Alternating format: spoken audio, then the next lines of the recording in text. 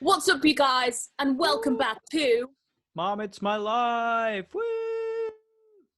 I'm Bronnie. I'm Chris. Uncle Chris. Uncle Chris. Dude, it's so hot today. What the fuck? I'm sweating off my eyelashes. It's a stinker. I had to fix my car today, and I was like, I'll put the car in the garage and do it all in the garage. But my brother-in-law left with the key for the garage, so I had to do it all in the sun. Oof. But guys, remember to stay hydrated. Aqua. Mm-hmm. Aqua forever. So, what are we talking about today, Brom? So, a few weeks back, I asked the lovely people of Instagram to send me their true crime stories. It could have happened to them, friends, family, it could have been local. And we got some really, really good responses from all over the world. Nice, So, nice. Who wants to go first? I'll go first. So, just a disclaimer, I haven't read these, so I've got no idea what I'm about to read. So I could be shocked. I could be not shocked. Also, I could have a stinker because of a language barrier. Who knows? So the first one, I'm not going to read any names. This one says, true crime story. Back in 2013, I was at home with my dad, who was asleep, and 3 guys raided my house and had acid spray and forced me to take off my glasses and show him where the drugs and money were. Give me the drugs, bitch! Bloody hell. I told him he got the wrong house and we didn't have a safe. And then he got attacked. Bloody hell. The whole thing lasted 30 minutes before the 4th guy came with a getaway car, which was a stolen car, after stealing thousands of pounds worth of Indian gold jewelry. And they ended up getting 7 years in prison, and everything made the front page of the newspaper. What the fuck? Bloody hell. Half an hour. Imagine that. Fair play to you, man. Fair play to you, because that is traumatic as fuck. And I hope that you are sufficiently okay with what happened to you. It's a traumatic experience. But yeah, nice. Thank you for sending that in. Right, Brom. Hell yeah. Okay, so I won't say the name, but someone from France. Very nice. Okay. Hello, my sweet Bronnie. You know who that is. Yeah, I know. I hope you're doing okay. So this happened in 2014. So I used to go to a high school in a small town, and during my senior year, a girl who was going to another school like 5 minutes away from mine disappeared, and she was in love with a guy who used to go to the school where my dad works, and he was really, really passionate about death and really dark and violent stuff. Oh my God, he used to kill animals in his bedroom and skin them alive, and kept some body parts in tea bags. Mate, France is weird, man. France is weird. What you thought eating nails and frogs' legs was weird. Fucking hell. He said he was bored and he was looking for something that would make him feel something and feel pure. He fancied pure girls that didn't smoke, drink, right. And he liked the virgins. The virgins. All right. Mary the Virgin. Anyway, that guy, Lewis, told that girl, Sonia, that he had a present for her and asked her to meet him around an old convent. It's a medieval town, so there's lots of churches. So the next day, Lewis's ex-girlfriend went to the police and told them that he told her to meet him in a cemetery.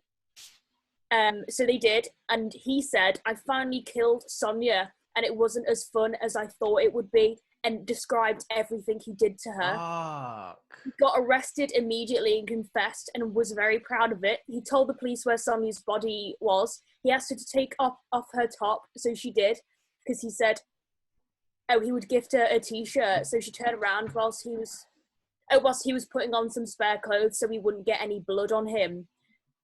Then he asked her to face him with her eyes closed and arms up. Then he stabbed her 60 times to the point where he almost cut off her head and skinned her. Oh my God. And he burned her stuff, hid the body under some sheet metal, and went to class like nothing happened.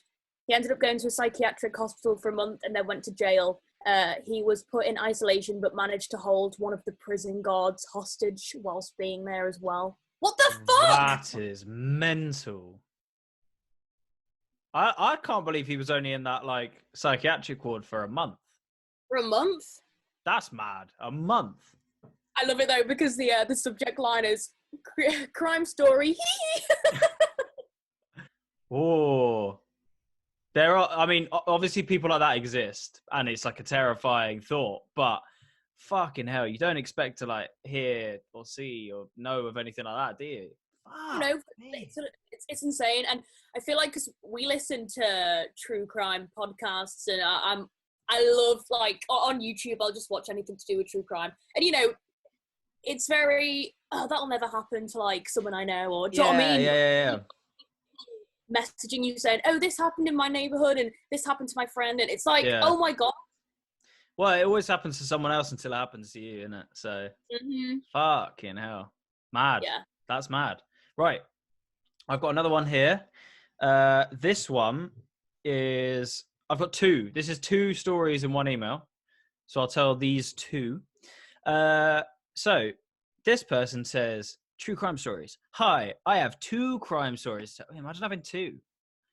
Where do you work? Right, number one is, my mum's a social worker. Good on you, mum. And yeah. she had to help a man who killed his wife, cut her up, put her in the fridge. And they had a son that saw the whole thing. Oh my God. My mum didn't know why he'd been in jail. When she found out, she refused to go for routine visits. I don't blame you, mate. Fair fucking play. That's mental. Wait, is there anything about the son? Nah. Really, he's like emotionally scarred. Oh, you would be. She refused to go for home routine visits. When we moved, we'd run into him in the store sometimes. He was out of jail, and she maybe moved further away from him because she was afraid. Ooh. Right, this is what I don't get when people who have clearly, you know, there's a witness, the little boy witnessed it. Yeah. I mean, it's like when you hear the stories. But don't get me wrong. Don't get me wrong. Her mum's a social worker, and this happened. Her mum could have been a social worker 25 years ago, and you never know. This could be like 25 years later. But the point still stands. There's murderers walking the streets.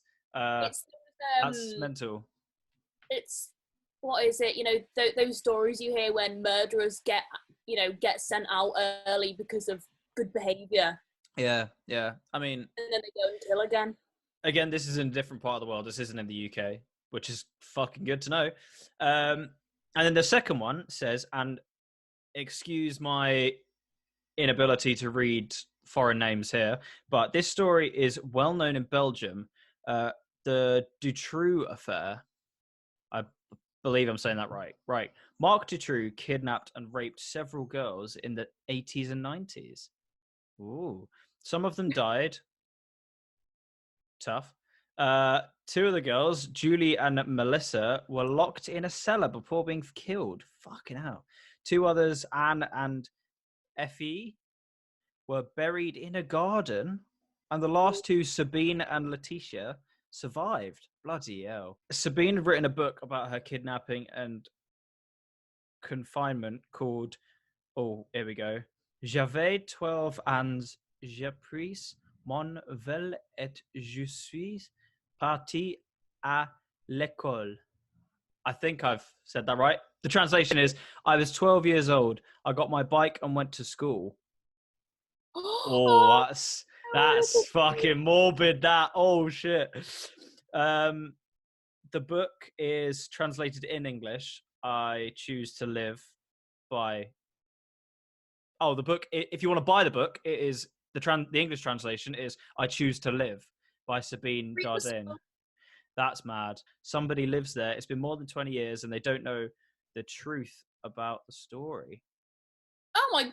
Imagine living there. Wait, yeah, no, but they might not know the whole truth about the story because it might not have actually come to surface yet. So like he might not have, the guy that kidnapped them and killed these girls might not have actually told the whole story. So that's why they wouldn't know.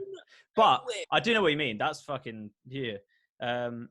She says, I can't wait to see the true crime video. All the love, the name of the person. And then in Belgian, I'm assuming, we've got a translation for sent from iPhone. There you go. Hey! That is... I'm glad you're not an Android user. Oh, yeah. 100%. That's why we read your story. Put you out of this podcast. Yeah, mad. That's I mean, at least they got the guy. Yeah. Because imagine if he's done it to one person. He did 6, Or but like one. he could have done it to many more people. That's a hell of a story. Fair play. So this is from an American fan. He's from Idaho. Okay. I saw the photo he sent me and it's like, what? So during the 1980s, a small valley with a population of under 60,000 saw a rash of unsolved murders. So imagine having loads of unsolved murders in your hometown. You'd be scared to like go out, wouldn't you? Yeah. During this time, at least 13 confirmed serial killers used this area as their personal hunting ground. Bloody that just sounds hell. so morbid. The price of houses must have been so low because like people wouldn't want to live there. Fuck. Like $1 house. You know, in Anfield, you can buy houses for £1. You wouldn't want to live there though. No. Although in like certain roads. Ooh, time for your decluttered challenge. The Lewis, Clark and surrounding area truly became the Valley of the Shadow of Death. The most infamous cases remains, it's called the Civic Theatre Murders in Lewiston, Idaho. As its core, something more sinister. So this is a photo of a girl who got murdered. And I don't want to see it. Personally, I'm not going to see it. No, it's a portrait. It's like a... All right, okay. Who does this look like from a TV show? This is legit. Who does she look like? She looks like Sarah Milligan. No! Oh, is it Barbara from Stranger Things? Oh! Barbara! Oh, justice for Bob. How mad, like, so the girl who actually got killed looks exactly like... I mean, she does look like Sarah Milligan, but fair enough. Yes, she's Kristen David. So what happened to her? She just got killed. It's the reason you got excited about that story is because she looks like Bob. 100%. Yeah. 100%. All right. Oh, damn. That's a lot of murders in that one place, though. Damn. I know, right? Jeez. Right, we have one more left. I've got another. Yeah, I was going to say. Right, I read 2. Do you want to read your second one now? Or do you want me to go next? Up to you. Okay, I'll go next again. You can end this one. So, there was a couple who lived a few streets away from me, and I kind of knew their son from school. So one day, the mother goes missing, and after the police search their home, they found out the husband killed her, chopped her body parts up, and shoved them in a suitcase for a few days. This is in Leicester. She got chopped up and put in a suitcase, and was just left in their house for a few days. Oh so my God! Just gonna, pop the kettle on. All right, there, Barbara. She can't reply because she did. Oh shit!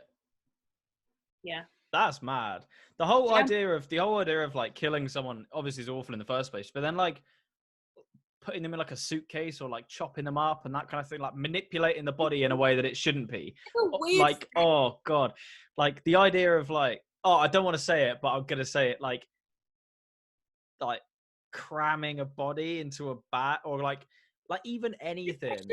It's like, right, imagine you're at the supermarket and you've got loads of biscuits and like you have to cram biscuits in and the biscuits like break and shit. Imagine like a body and stuff starts to break. Oh no, not a big fan of that. Nice. Don't know why I brought that point up, but that is horrific. You basically compared. I did just liken the body to biscuits. Yeah, I'm very aware of that. So the last one we've got is called True Crime. And she says, hello, I live in... Actually, I'm going to read the bottom bit. It says PS at the bottom. I'm just going to read that. She said, I want you to call me Camibo? Camibo. And I want to tell you that you are a role model for me and that you are a beautiful girl. Thank you very much. I appreciate that. I am a beautiful girl. Well, there we go. So she says, hello, I live in France, not far from Paris, and the true crime that I'm going to tell you happened in my hometown in September 2014, the day of my back to school, so her first day back to school. first day of term, I guess. Well, the last French one was in 2014 as well. Ooh, imagine if it was the same France story. in 2014, mental. Anyway, so I hope it isn't the same story. A boy that I know went to his friend's house before going to school together. When he was in the street of his friends, he saw a rubbish bag with something inside that looked like a leg. He told us that this during the day, and when we went back home, the news tells that a body of a man was discovered in the street. It was a young man who was a partially sighted person. He was killed and then cut up, but we don't know why. What is that young man came from Tunisia to study in Paris. That's really sad. I think that's the sad. Obviously, death is awful, and murder is even worse because it's unprecedented and everything like that. But the fact that like you've gone from all the way from Tunisia to Paris, that's quite just study your dream. Yeah. Well, it might not have been his dream, but you never know. To study, full stop. The level of education in Paris, I assume, is probably better than Tunisia. That's really awful. God. Oh. And imagine like the kid seeing the leg as well. Like that's traumatic. That's like, imagine is that a leg? Imagine being the one who actually found it and opened the bag. Anyway. Well, we should do this again sometime. We should do this again sometime. This is actually quite fun. And what I like about it is not actually knowing the stories before. Yeah. I think a cool idea that we could potentially do would be I write out, like I find about a story, I write it out and get you to read it so that you're like shocked as you're reading it. I think that'd be a good idea. And vice versa. Yeah. So we could do like small stories and stuff. That'd be fun. Oh, yeah. And we should do ghost ones, because I remember I did one a few months ago about fans sending in their ghost stories, and I got so many. I really enjoyed learning about the ghost stories when we did them last time. I really enjoyed Pete's one about the tunnel. That was very good. Yeah. Well, that's our biggest. That one and the first episode, which is called Bronnie's House is Haunted. Right. Where we're telling some ghost stories. Those two, well, three, the murder, the ghost, and the Bronnie's House is Haunted. Those three are our top most popular podcasts. Crime and like ghost stories and stuff is a massive market. So it doesn't surprise me. But yeah. No, anyway, that was good fun. I enjoyed that. Those are some very good stories. Thank you for everyone who sent in your stories. When we do it again, I'm sure we will. It's great to have like stories from people who we know and who are in our community and in our scene. It's really cool to have like actual, because like you can Google stories for days, but when you hear something that someone's told you, or like whether it's happened to you or it's a story from like one of your friends that they heard from someone else, it's always really interesting to hear a story that you might not find on the internet. So we very, very much appreciate you sending in your stories. Very true. And guys, if you have any ghost stories or murder stories, so type on the subject line, ghost stories, murder stories, send it in to hello@bronniemusic.com. Also, you can follow us on the social media. It's at Mom It's My Life. Also, you can follow me at Bronnie Music. Chris, what's your at Chris M Drums _. Hell yeah. So I was gonna say stay sexy. And don't get murdered. No, we can't use that tagline. Stay ugly and send us your shit. Yeah, stay ugly and send us your shit. Bye. Well, yeah. Peace out, and thanks for listening to this episode. Short episode, but still an episode nonetheless, of Mom It's My Life. See you guys. Bye.